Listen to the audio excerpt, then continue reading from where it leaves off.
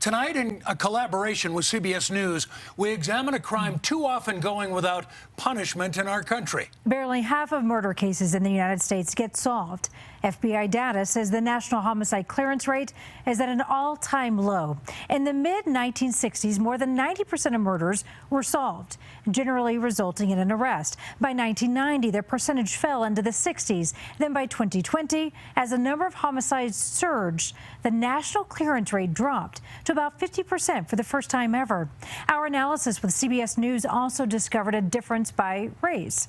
The national homicide clearance rate for white victims keeps improving. That's the blue line you see there at the top, while the rate of solving murders for Black and Hispanic victims is much lower. Those are the two lines there at the bottom. But we wanted to know what's happening locally. Our investigation discovered Denver's clearance rate today is far above the national average at 70%. Denver's clearance rate is also higher than that of many other big cities. So our Sean Boyd looked into what Denver police are doing right. Now, Sean, as we saw in that graphic, Denver has not always been a leader. Right. To understand what changed, you have to go back 15 years to the murder of a Denver Broncos football player. The crime attracted national attention, but what has never been reported until now are the sweeping changes that resulted from it. Changes that today make Denver a national model. Edney has it on the way, and the Broncos season is officially over. It was New Year's Eve 2006, and in Denver, there was little to celebrate. The Broncos season had ended in a crushing overtime loss, eliminating them from the playoffs. Melancholy settled over the city, but the worst was yet to come. It's just like boom, boom, boom, boom, boom, boom, boom, boom.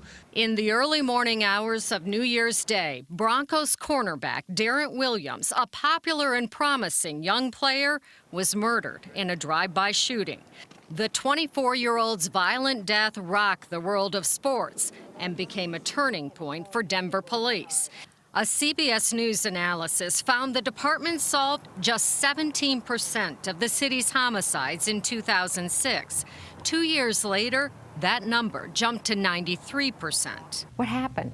Well, we changed a lot of things. Former Denver District Attorney Mitch Morrissey says the changes included the creation of a witness protection program in the DA's office and an undercover fugitive unit at Denver Police. Williams' killer was part of a street gang that instilled fear in would-be witnesses. The back of Darren Williams' funeral home, where they were holding the service, were gang members wearing Stop the Snitching T-shirts. That yields a difficult environment to solve cases. Steve Siegel spearheaded the witness protection program that he says helped usher in a new era of trust between law enforcement and the community. They were building little piece by little piece, a sense of trust that then gets passed word by word, mouth by mouth, family to family, neighbor to neighbor, that you can talk to these people, you can trust them. Trust reinforced by a new cold case unit at Denver Police. The cases that go unsolved, we don't give up. We're not going to forget about those cases. We're not going to flip the calendar and move on to the next set of challenges. Today, despite being down 100 officers, Chief Paul Payson has 3 detectives dedicated to cold cases, a commitment he traces back to a meeting he attended years ago, where families of homicide victims and missing persons took turns telling their stories. You could still see the pain and the hurt more so on the unsolved cases. And it was just one of those moments that I have never forgotten. I will continue to take with me, but it just reinforced what our major crimes detectives do on a daily basis, that we have to solve these cases. He was, 4 years old.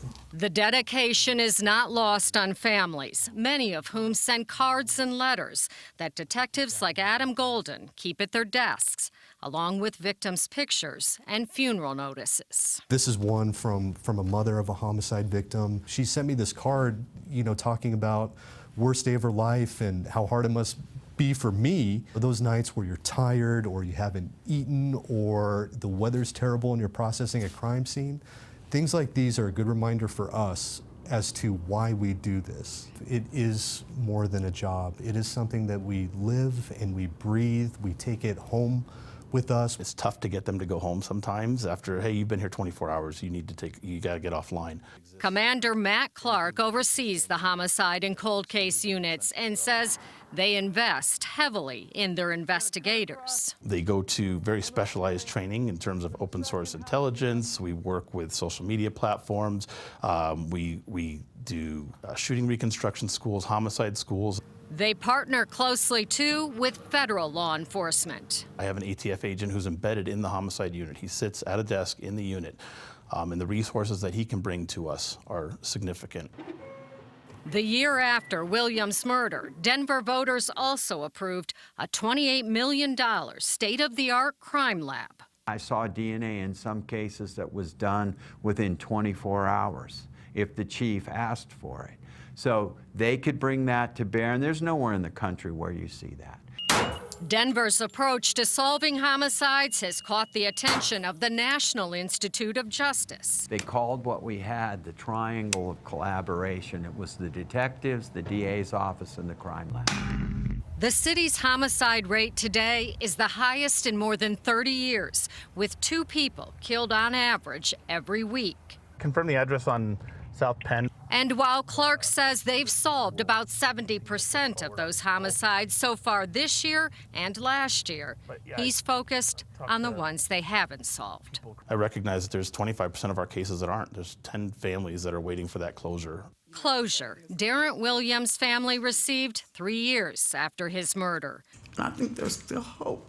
His killer got a life sentence. Sometimes it's luck. But a lot of times your luck comes when you build the right teams, when you have the protocols in place, and we did all of that. And I hope it communicates to the offenders, that the Denver Police Department, that we are still looking for the offenders, that we're coming after you, and you won't get away with murder. Chief Payson says a couple trends have emerged in homicides this year. More than a third, 35% of suspects are on parole, probation, or pretrial release at the time of the murder, and 88% of victims are people of color. And we beat up on Denver police plenty, but in this case, they clearly deserve some praise. Just remarkable work. Right. Sean, thank you.